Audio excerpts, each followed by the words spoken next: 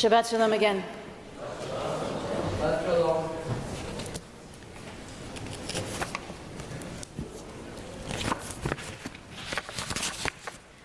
So I was meeting Andy one night for a Federation event in Manhattan. And I entered the crowded, noisy hall and I started to look for her. And finally, I see her on the other side of the room with her back to me, talking to some people that I don't know. I can't see her face, but I recognize the style of her hair and the shape of her body and the clothes that she's wearing. And I make my way towards her, ready to take her hand and start our evening. There are few people in our lives whom we can recognize without the benefit of direct sensory confirmation. A child, a parent, a sibling, a spouse.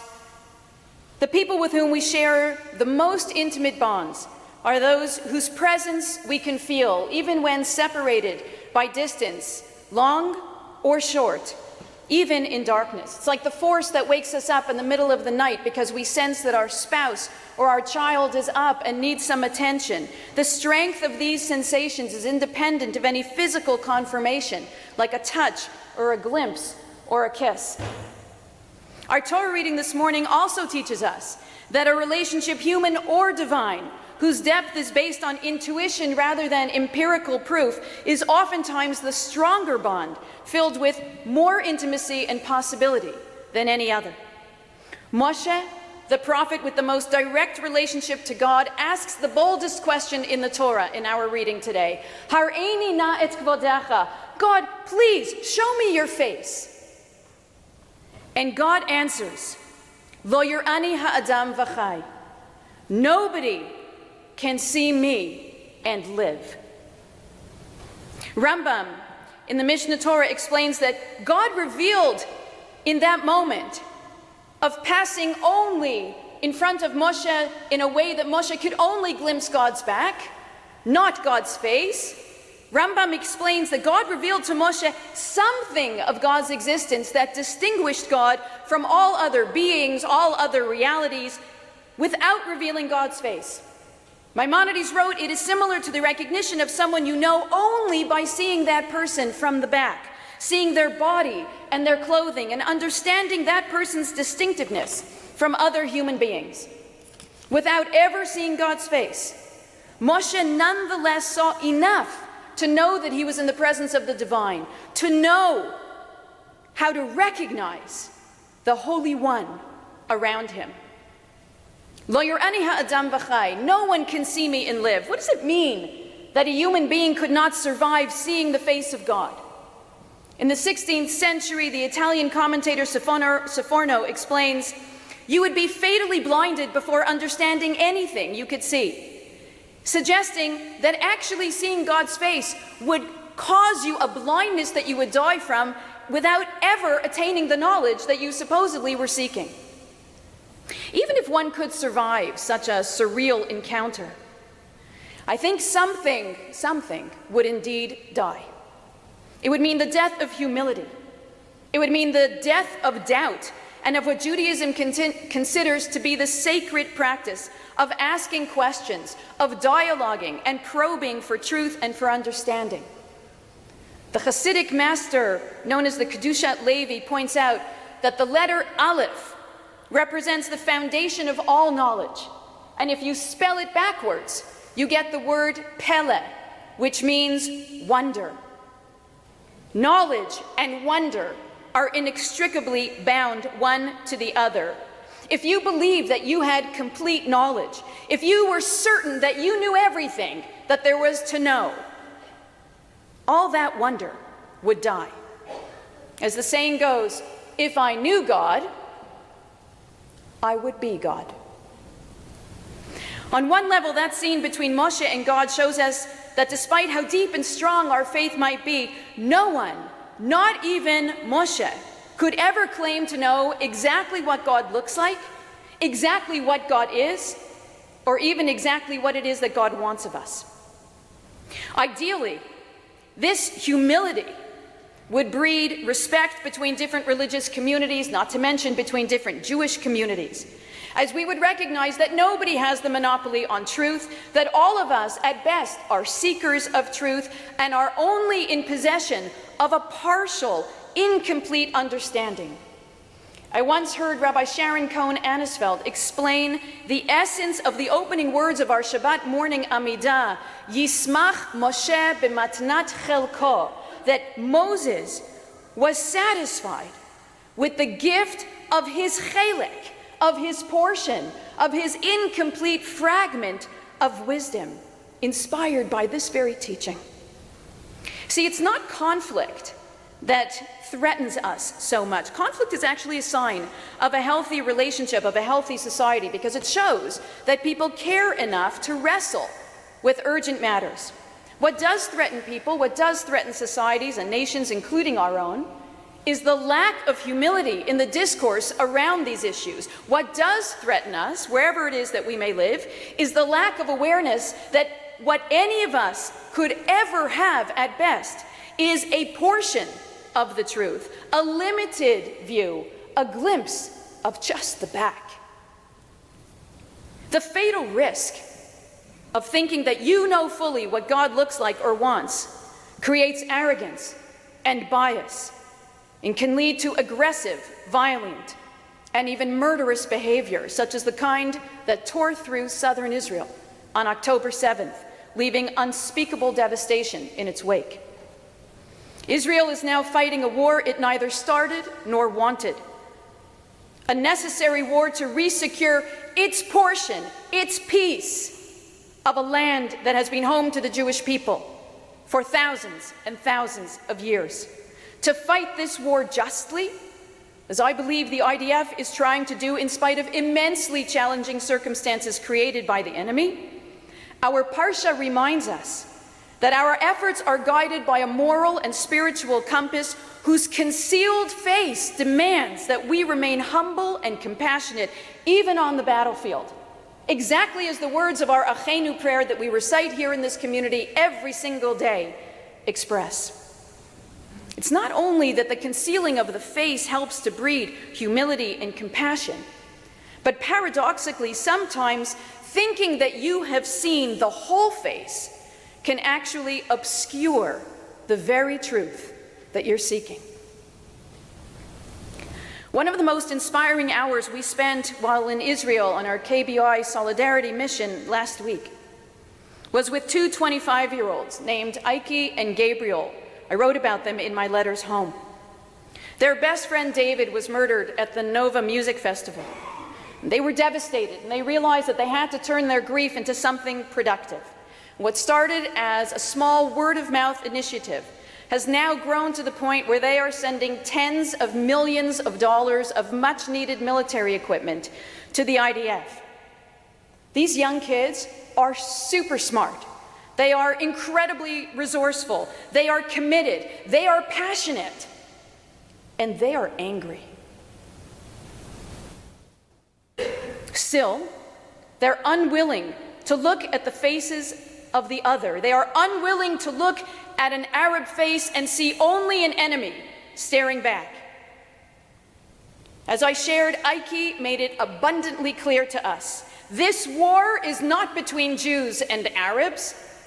This war is between people who are committed to love and life and people who are committed to hatred and death. Anyone, he said, who is devoted to building a world of peace and a world of fellowship is on our team, no matter their nationality, no matter their religion, no matter their color. In the same spirit, walking through Wahat al-Salam, Neve Shalom, Oasis of Peace, the shared Israeli-Arab and Israeli-Jewish village near Latrun, and watching a bunch of kids play soccer together during recess, could easily have devolved into an us versus them film, unspooling in front of us and erasing the potential, no matter how remote, embedded within that frame. Seeing these children's faces, and not just seeing politics and pain, but seeing their basic humanity, seeing them as still unformed in their own personalities and sensibilities and their goals and dreams, is just what might preserve for us even a glimmer of hope in the possibility of a shared future.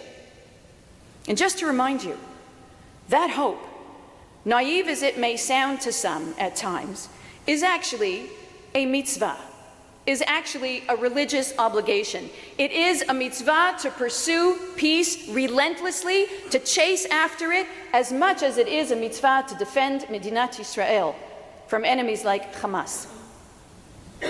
To see the other not only as an enemy, but to also see in their face a potential ally, challenges us to look away from the hardened, static images of people and make room for other portraits to emerge. Thinking about this in a different way, the other risk of spending your life trying to peer into the face of God is that you will be distracted from the sacred responsibility, the more important sacred responsibility, of looking into the faces of the human beings all around you. People who really need to be seen. I am at a loss of words to describe the face of Ronen of Yisroel, someone I have told many stories about this week. I wrote about our encounter with him, a survivor of the attack on Moshav Nativ HaAsara, how he hid for 12 hours at one end of the Moshav while his wife and children had to defend themselves in their home on the other side of the Moshav. I cannot fathom the agony he must have felt being separated from them and having to decide whether to make a run for it, knowing that their Moshav was filled with terrorists looking to kill people, or to stay put and try to save his own life. I can't fathom how it felt, but I saw how it felt. Ronen is a handsome, sweet, soft-spoken man whose eyes are crestfallen, whose voice is faint, whose hands shake, whose attention is at once fully present and fully somewhere else. Ronen's story is a story written not only with words describing what happened to him and his family. His story is written all over his face. Without having seen his face, without having read the messages of his face, heard its pleas for compassion, I could never have known Ronen's story. I ask you to forgive the graphic nature of what I feel compelled to tell you about next. I wrote in my letter how we went down south to plant kishuim, to plant zucchinis, in the field of Meir Turgeman, whose son was killed trying to flee the Nova Festival. He and his friends got to within a kilometer of the gates of their moshav before they were killed. What I didn't share in my letter is the brief interaction that I had with Meir as our group boarded our bus to head to our next stop. We had just taken a group photo with Meir. He had just lent his face to ours to remember that opportunity to have planted his field so that he'll be able to feed his family and his customers in a future he has no choice but to believe will indeed come to pass. As I was offering words of comfort to him for his ongoing grief over his son's murder, Meir gestured to his phone and he said to me, "Do you want to see?" I knew that he was asking me if I wanted to see pictures of his dead son. Did I want to see pictures of his son murdered? No. But he needed me to look at the story of his suffering so that I would understand and I would share it with the world. And so right there, at the side of the bus, Meir scrolled me through photos of what he and his other son found when they raced to collect the body of their son and brother for fear of it being taken captive. Photos of his bullet-ridden body lying by the side of the road, and of his friend slumped over the steering wheel of his car. I will never, ever, ever forget those images. And it is my duty to remember that Meir needed me to look at the face of his son and of his murdered friend so that Meir himself would be seen. Rather than looking for God's face somewhere, it is often precisely by looking deeply and honestly and compassionately into another's eyes that we truly behold the divine. We saw it in the hundreds of posters of beautiful faces of the young people brutally massacred at the Nova Festival, which are displayed on the grounds there. We saw it in the faces of friends and family, and the faces of perfect strangers who now come there to look at them, to light candles underneath them, to chant memorial prayers, to sing songs of Jewish resilience and courage. The faces of those who come to fulfill the promise that these beautiful, innocent people will never, ever be forgotten. We saw the face of the divine in the solitary presence of a young man crying over a grave in the cemetery at Har Herzl, Israel's military cemetery in Jerusalem. He was holding his face in his hands and sobbing quietly. And I went over to him and I asked him gently, "Whose grave is this? Who's buried here?" And he looked up at me with the saddest eyes, and in barely a whisper, he said, "Achi, my brother." I asked him to tell me something about his brother. His words will never leave me. They captured the essence of our trip. They captured the essence of what I have been trying to share these many weeks and over those many days of us having been there. It felt like an eternal pause in this tender conversation until he finally looked up at me and he said, "My brother was a complex person, but he wasn't complicated." My brother was a complex person, but he wasn't complicated. Words that so aptly describe our people, our beloved Medinat Yisrael, and the brutal war that goes on. As he wept, I offered him the traditional words of comfort to mourners, "Hamakom yinachem etchem betoch sha'ar avalei Tzion v'Yerushalayim." May you find comfort among the mourners of Zion and Jerusalem. Etchem in that phrase is conjugated in the plural, you in the plural. Why? Our tradition teaches us that sitting next to a mourner, whether one mourner or many mourners, is also the Kadosh Baruch Hu, is also the Holy One, also in mourning, also with ashen face, also broken in spirit. As the psalmist said, you want to find God? Imo anochi bitzara, says God. I am with you in your pain. I am with you in your sorrow. Look around. Look into the faces of those who show you love and compassion and tenderness. And that's where you'll find the face of God. It's 1985 and I'm living on Mount Scopus in Jerusalem, studying at the Hebrew University. A struggler all my life when it came to belief in God. My commitment to daily prayer, molded by 13 years of yeshiva day school, always made for an interesting adventure, theologically and liturgically, and on many days it still does. That year I developed a habit of climbing onto the roof of Building 19. The supermarket was underneath, and I would climb onto the roof and I would daven up there on my own. You see, you get a spectacular view from the roof of Building 19 of old and new Jerusalem. And davening on the roof, I relied less on the words of my Siddur for inspiration and more on the living history bustling before my eyes. As I came to the Amidah one day, the core of the prayer service, something happened that changed my life. I was given the chance to see God's back.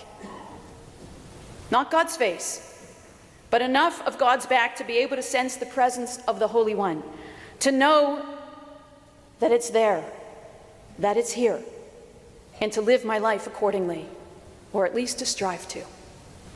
As I began to recite the blessings of the Amidah, taking advantage of my solitude on the roof to raise my voice and sing out loud, all of a sudden, the muezzin, the Muslim call to prayer, came out over the loudspeakers in East Jerusalem, just as it did every night at our hotel in Yaffo where we were staying. I'm saying the Amidah, the Muezzin is calling the Muslim community to prayer. And then, all of a sudden, the bells from the Mormon church on Mount Scopus start to ring. And there we were. The three of our voices calling out to a God that none of us could claim to know by face, whose essence none of us could completely describe, but whose presence in the world we all adamantly proclaimed. We have to remember to open more than our eyes to observe all there is to discover in this world, to extend more than our hands to touch all that is real in this world, to attune more than our ears to hear the many messages of hope and trust in this world. And may we all learn to use that inner chush, that inner, deeper intuition that we have the power to access when we really open our minds and our hearts and our souls, when we really see each other in the fullest sense of the word, that inner awareness of the presence of the Holy One that makes life worth living, that makes love worth risking, that makes some wars worth fighting, and that makes the divine worth serving. May Moshe's gift of seeing only God's back continue to inspire us and all people to work for the fullest vision of peace, Aleinu ve'al kol Yisrael ve'al kol yoshvei tevel, for us, for all of Israel, and for all who dwell on earth. Shabbat Shalom. We continue with Musaf on page 155. If you're able to, please rise. יתקדל ויתקדש שמי רבה ירמד יברח חירותי וימליך מלכותי בחייכון וביומייכון ובחיי לכל בית ישראל בגלה ובזמן קריב ואמרו אמן